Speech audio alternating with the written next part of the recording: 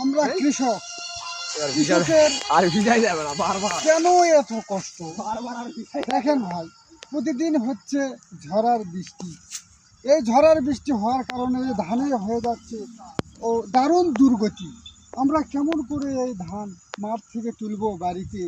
তাহলে কি আমরা এই কৃষকেরা আবাদ করেই করেছি চরম ভুল?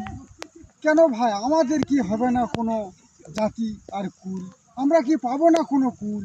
কেন কৃষকেরাই কেন পাচ্ছে বারবার আঘাত ও অপবাদ? একের পর এক আলু ডুবার পর ফেলাম এক ক্ষতি, তারপরে ধানে ঝড় বৃষ্টি হওয়ার কারণে এই ধানে হচ্ছে দারুণ দুর্গতি। আমরা কেমন করে ধান মাঠ থেকে নিয়ে যাব বাড়িতে?